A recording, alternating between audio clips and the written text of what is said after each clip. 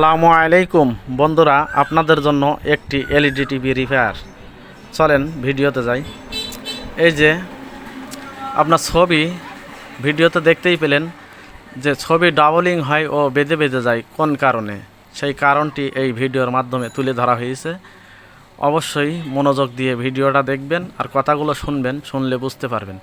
অনেকগুলো কারণ আছে, সবগুলো কারণ তার বলা সম্ভব না, তারপরেও যতটুকুখানি বলা যায় আপনারা কথাগুলো শুনবেন, শুনলে বুঝতে পারবেন কি কি সমস্যার জন্য এটা হতে পারে।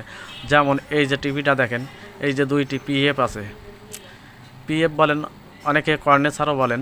তো এই যে দুইটি পিএফ আছে, এই যে মাথা দুইটি তুলে দিয়েছি আমি, এই দুইটির কারণে সম্ভবত এই দুইটির কারণেই এই টিভিটার সমস্যা হচ্ছে। আমি শর্ট পেয়েছি, এই জন্য মাথা তুলে দিয়েছি। দেখেন ভিডিওটা। তারপরে আপনাদের যেমন এই যে কেবলটি আছে, কেবল ফিতেপানা যে কেবলটি আছে, এ সাইডে কিন্তু এর ডিস্টার্বটা না, ডিস্টার্বটা কিন্তু ওই সাইডই আপনার যে তুলে দিয়েছি ওই সাইডে। কিন্তু আপনারা কথাগুলো শোনেন, শুনলে বুঝতে পারবেন আসলে আপনাদের করণীয় কী আছে, আর কথাগুলো শুনলে বুঝতে পারবেন।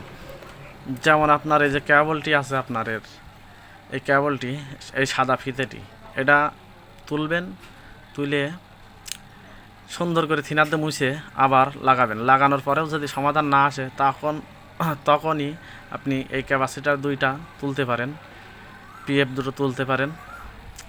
তোলার পরে যেমন আমি এক মাথা করে তুলে দিয়েছি, আপনারাও এক মাথা তুলে দেবেন, দিলে লাগাতেও সুবিধা হবে। সম্পূর্ণ তোলার আপনাদের দরকার নেই। এই লাগানোর পরে, তুলে দেওয়ার পরে লাগাতেও খুবই সহজে আবার লাগানো যায়। তাহলে ভিডিওটা মনোযোগ দিয়ে দেখেন, যদি ভালো লাগে লাইক শেয়ার দিন।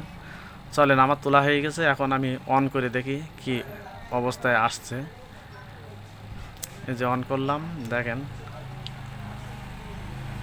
এই যে অন হয়ে গেল, নো সিগনাল। চেস করি, এই যে দেখতে পাচ্ছেন। আচ্ছা, এই চ্যানেলটিও চেস করে দিই একেবারেই, কিন্তু ওকে দেখতে পাচ্ছেন। শেয়ার দিয়েন।